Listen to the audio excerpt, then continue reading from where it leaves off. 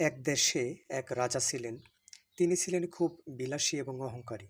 একদিন তিনি ছদ্মবেশে তার রাজ্যে ঘুরতে গেলেন। হঠাৎ এক বৃদ্ধর সাথে তার দেখা। বৃদ্ধ রোদে পাথর খুঁড়ে চাষ করতেছিল। রাজা তাকে জিজ্ঞাসা করলেন, এত পরিশ্রম করে কি সুখ পাও তুমি?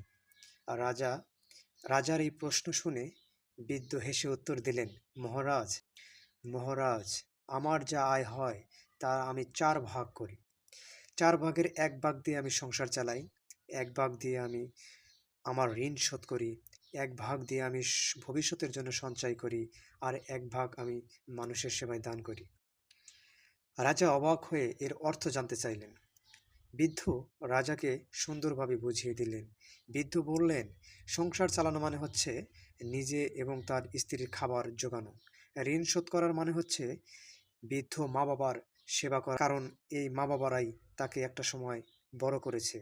আর ভবিষ্যতের সঞ্চয় বলতে সন্তানদের মানুষ করা, যাতে আমি একদিন বুড়ো হলে এই সন্তানরা আমাকে দেখাশোনা করে। আর দান করার অর্থ হচ্ছে মানুষের সেবায় দান করা।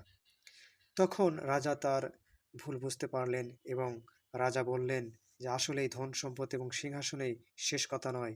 প্রকৃত সুখ, জীবনের সার্থকতা নিহিত আছে অন্যের প্রতি দায়িত্ব পালন এবং সম্প্রীতির মাঝে। সেই দিন থেকে রাজা তার অহংকার ত্যাগ করলেন এবং প্রজাদের সেবায় নিয়োজিত হলেন।